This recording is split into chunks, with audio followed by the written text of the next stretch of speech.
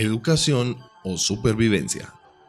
La Organización de las Naciones Unidas define el desplazamiento forzoso como una movilización de personas obligadas a abandonar sus lugares habituales de residencia como resultado de un conflicto armado o la violación de los derechos humanos. Algunas personas se enmarcan en el desplazamiento forzoso por violación a los derechos humanos. La decisión del gobierno nacional en el sentido de obligar a cerca de 30.000 niños, niñas y adolescentes en Santiago de Cali a asumir largas jornadas de desplazamiento desde sus viviendas hasta los planteles educativos impuestos por el Ministerio de Educación. Dicha interpretación cobra adeptos al hacerse más fuerte la voz de aquellos padres de familia que insisten en advertir los peligros a que serán sometidos sus hijos al ser obligados a usar vehículos de servicio público, con rutas de ida y regreso hasta de 4 horas de duración y factores de riesgo para sus vidas como la aglomeración de personas en un sistema de transporte colapsado y el accionar de ladrones, vendedores de droga, depravados sexuales y toda clase de bandidos que a diario se ocultan entre los usuarios del MIO. Ahondando el peligro está el hecho de su llegada a un ambiente incierto, con riesgos igualmente desconocidos como las guerras entre pandillas y las fronteras invisibles.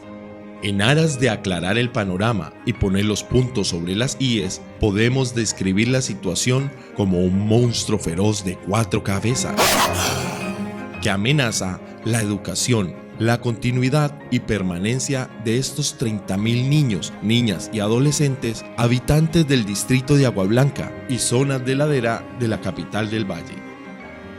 La primera cabeza son las medidas del Ministerio de Educación Nacional que en medio de su desespero por sacar a Colombia de los vergonzosos últimos lugares en el Programa Internacional de Evaluación de Estudiantes PISA, toma medidas como la contemplada a través del decreto 1851 de 2015, demandado por inconstitucionalidad e ilegalidad.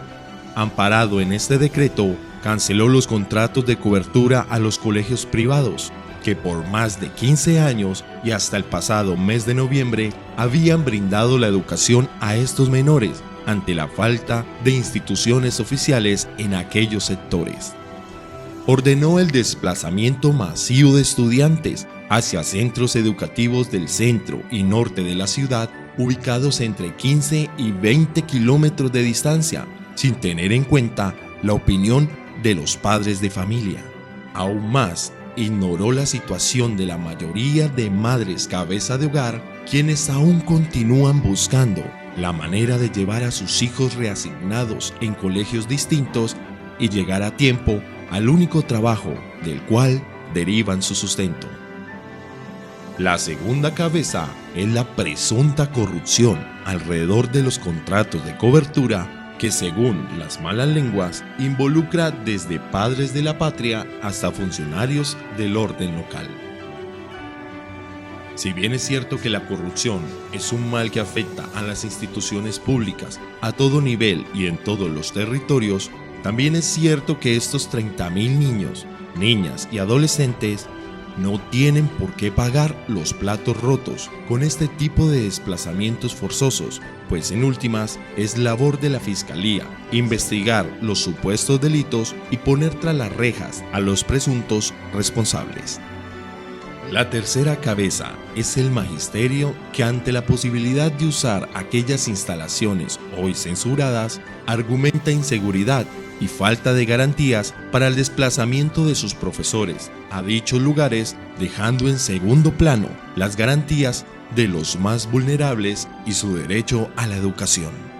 La cuarta y última cabeza es la necesidad de medidas concretas por parte del gobierno municipal para hacer valer ante el gobierno central el derecho a la vida, la educación, la continuidad y permanencia de estos 30.000 niños, niñas y adolescentes del distrito de Agua Blanca y las zonas de ladera. Con lo descrito anteriormente, nos permitimos plantear un interrogante. ¿Acaso no será que en Colombia podemos diseñar y ejecutar un plan de transformación sistemático a la educación, con procedimientos plenamente definidos en metodología y tiempos, como lo hicieron países potencias como Japón o la misma Alemania, que se propusieron el crecimiento económico mediante el mejoramiento de la educación.